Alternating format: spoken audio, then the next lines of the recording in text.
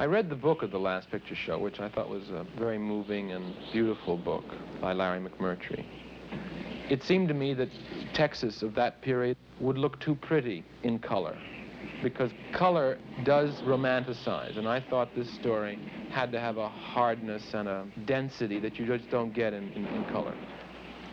Director Peter Bogdanovich is talking about the making of The Last Picture Show.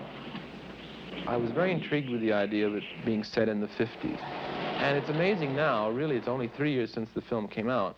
3 years ago, people didn't think of the 50s as a period, and now it's the period. I spent actually about 9 months casting the picture, which is the longest I've ever spent on any picture, but it was a major project in terms of finding people in Texas and so on. Casting the leading roles was difficult because it was all unknown actors. And today, it's, you know, Timothy Bottoms, Jeff Bridges, Cloris Leachman, Ben Johnson, Sybil Shepherd, Ellen Burstyn. Ben Johnson turned the picture down 3 times because he said there's too many words. There's too many words, Pete. And I said to him, Ben, you've got to do this picture. If you do this picture, I swear you will win the Academy Award. He said, yeah, well. Sonny, the food's getting cold.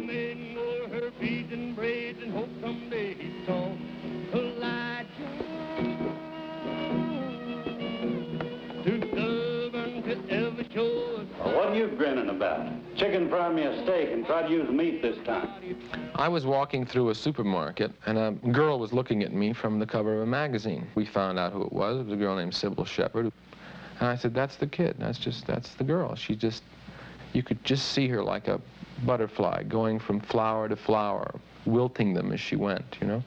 And that was the character, too. It gave me the idea for how the character should be played. Why don't you just go back to Mexico? I guess girls are just easier to please down there. Just go with me once more, just one more time. You can at least see me. You find somebody else to pester. I've got a new boyfriend now, and I can't be talking to What new boyfriend? Who? Bobby Sheen, of course. Bobby Sheen? You crazy? I certainly am not. I guess I've just been wanting to go with him all along and never realized it. Maybe we'll see in Wichita sometime. In other words, the character wasn't a malicious girl or one who went out actively to hurt people. She just did it with complete ease. It was just selfish and kind of casual. There's a misconception about me, which is that I was a critic before I became a director. In point of fact, I was an actor in the theater from the time I was about 15. And then when I was 19, directed my first play in New York off Broadway, produced and directed a show, and continued to direct. I also began to write about film. I just didn't have much success as a director in the theater, and so that people heard of me first as a writer, as a critic, and that became the story. And then, and because I could get into movies free. I've been asked many times about the 2 film clips that are in the film. The reason I ran Father Ride because I wanted as big a contrast to the lives of those kids in that small town in Texas as possible. And nothing could be a bigger contrast than a sort of Hollywood version of middle-class America. What is, in fact, The Last Picture Show.